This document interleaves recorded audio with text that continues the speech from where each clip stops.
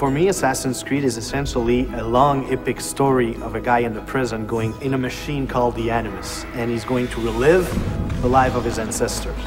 In Assassin's Creed 2, we follow Desmond, who's going to live the life of Ezio Auditore da Firenze.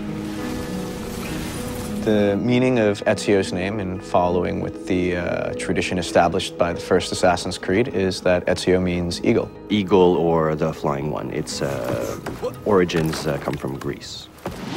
He's a young noble from Florence at the beginning of the game. He's studying to follow in his father's footsteps. His father, as far as we know, is a banker. As a rich boy in Florence, he doesn't really see the hardships of the peasants and other poor people, and it doesn't really affect him either. He's more of a carefree guy. He does what he has to do. He's got lots of money. He's got lots of friends. And in regards to the women, he's very charming. He always says the right thing, the right thing to surprise them, to stand out of the crowd, and that's why they have a really hard time resisting to his charms.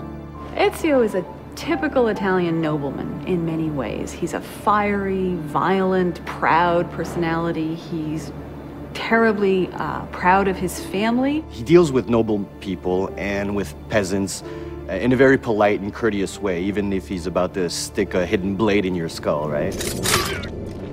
He has a very strange talent that his father is aware of, which is the eagle vision from the first game. Nobody really knows how come he has that, but we sort of find out in the game.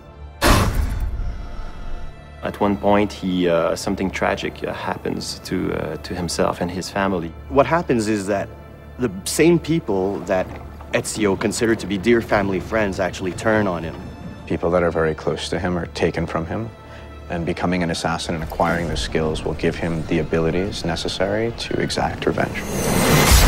When you're used to just living free and living without a worry in the world, and all of a sudden the entire Florentine army is looking for you, and you have to protect your mother, you have to protect your sister, and you have to defend yourself, changes everything in his life. So going from this life of la dolce vita, in Italy, it will have to become this guy who needs to kill in order to survive.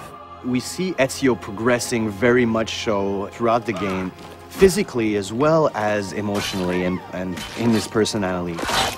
As a player, you will go just like the main character in the same, you'll be at first just like you and I, and then will become this badass main character. Before he just wants vengeance, but later on he wants justice.